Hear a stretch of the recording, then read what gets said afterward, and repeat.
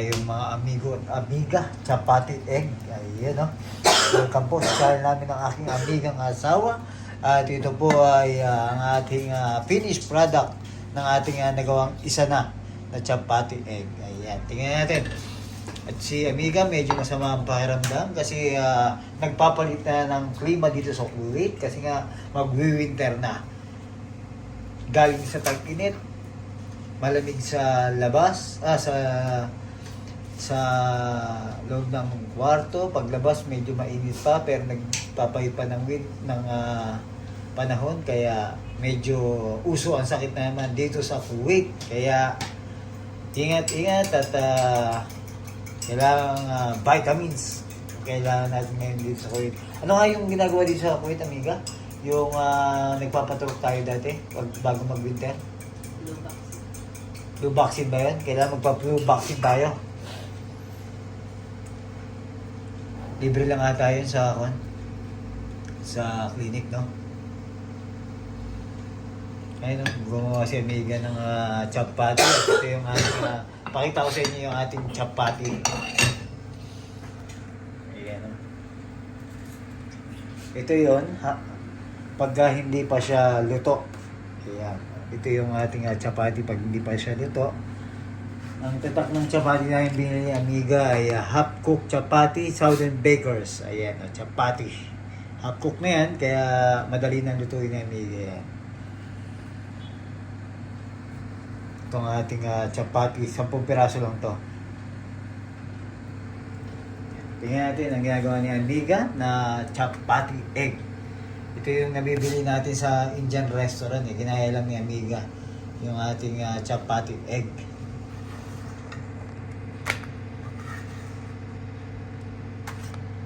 Ayun. Pagkatapos gawin ni amiga to, syempre lalagay ng itlog. Isang itlog lang yung ginagawa mong yan, kasama ng ipapato mo dito sa chapati egg mo. Ayan, no? Ito kung bibilihin natin sa Indian restaurant itong chapati egg na to, parang mus dinar to 500 pills, no? 500 pills ba o basta mga ganun o ruba, hindi mo siguro ruba. Mus dinar siguro. Chapati egg sabay may mga yung iba may pipino no? May nakain ako may pipino, mayonnaise, yun. Tapos ipapatong lang yung amigang gano'n sa kanyang egg.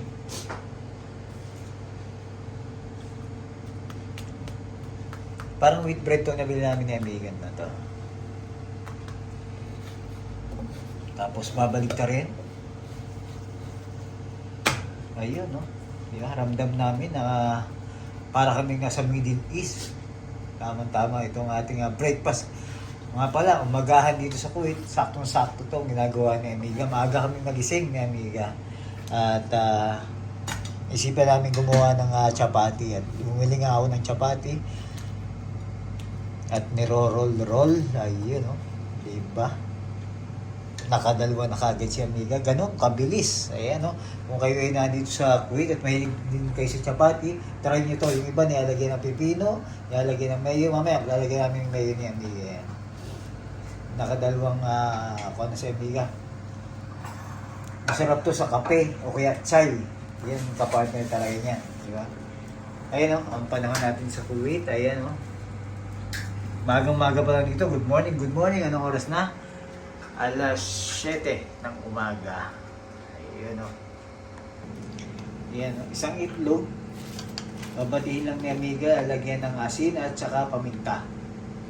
Para timtado na yung itlog. Para may lasa na. Tapos, babatiin lang ni amiga. Sa isang plastic ng ganito, meron siyang 10 piraso. Ano ba itong nabili ko na to? Whole wheat ba ito? Kaya pala brown ng gulay. Kala ko ganyan lang talaga ang kulay ng chapati pagkahilaw.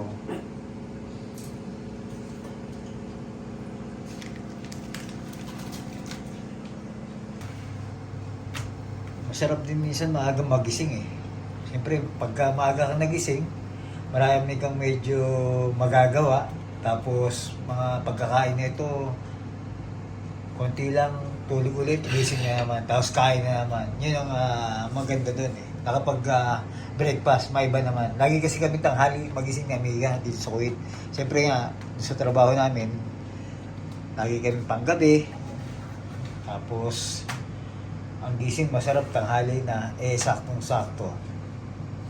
Sabay kami nagising ni Amiga. Kaya, mag-breakfast tayo. Samahan niyo kami dito sa aming ginagawang chapati egg. Habang si Amiga ay inuubo. Kasalanan ng panahon yan kasi magpapalit na ng winter ngayon. September ka na kasi dito. Malamang October malamig na dito talaga. Ito lang ginagawa namin ni Amiga, ang aming breakfast chapati. Ayun. Ito ang aming araw ng Kuwait. Ito ang araw namin ngayon. Ito ang araw ng OFW.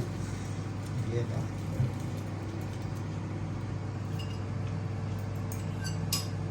Napakasimple lang ng ating ginawa. Pero, di ba? Baka saysayan. Kasi minsan lang namin ginawa ni Amiga to. Ang gumising ng maaga at magluto ng chapati dito sa Kuwait. Ayan. Kasi pagka bumibili, kadalasan binibili lang namin ni Amiga to eh. Tapos, may binibili rin kami isang, chapati rin ba tawag doon? Sa binibili kong pan? Yung binabalik nila sa foil. Ano pangalan na? Chapati rin ba yun? Yun, may binibili na ako, binabalik nila sa foil. Sobrang init naman nun. Kahit kinamay-kamay, ayos lang.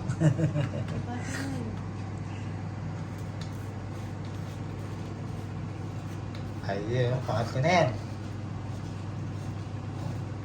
Babalik ka rin.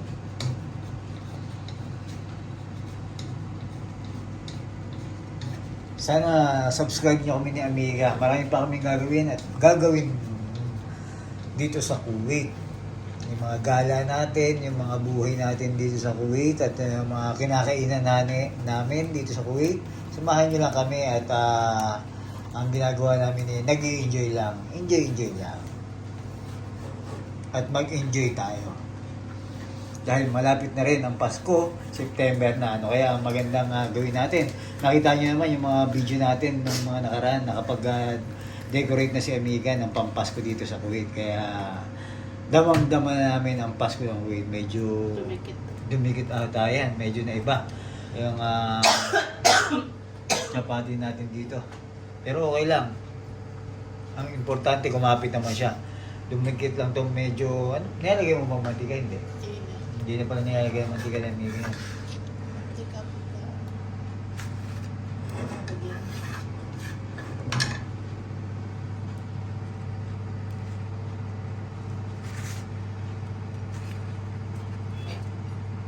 Tatlo. Tama tayo. Kukuha tayo ng egg. Ayan o. Ito yung sinasabi ko sa yung decoration natin.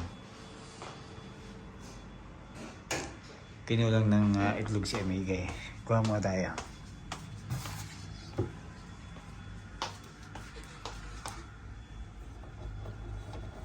Ayun o. Kuha tayo. Balik tayo kay Amiga.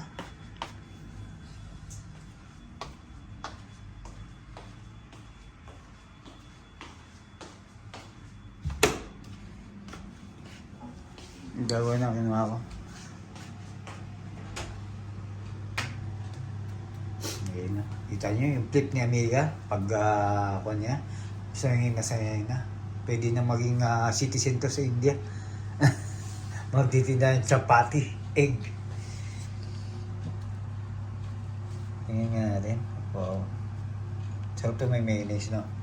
Tingnan natin namin yan. Mayo ketchup. Ha? Sausaw mo na lang sa mayo ketchup. Ayan, luto na ang ating chapati. Meron ditong tatlo, isa, dalawa, tatlo, apat, lima ang chapati egg ni Amiga. Meron tayo ditong liver spread at siyempre, masarap ang ating breakfast kapag meron tayong Milo. Ayun, Milo baka naman. At ang ating magiging sausawan ito. Anong ginawa mo ng Amiga? Ano ba to? Mayo ketchup. Mayo at ketchup. Ayun, no? At saka meron ako dito mustard. Pero unahin muna natin to. Natin. Ito ang ating ginawang chapati egg ni Amiga. Unang kagat para sa inyo mga amigo at amiga. Pwede.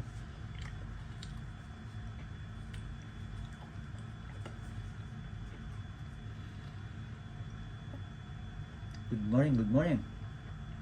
Manahap ha? Parang ito yung bibigyan natin talaga sa kwan.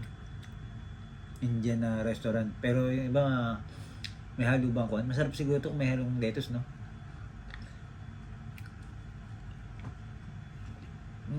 Kaya gusto nyo ang ating araw? Kape-kape tayo. Ingat po at respeto sa bawat isa.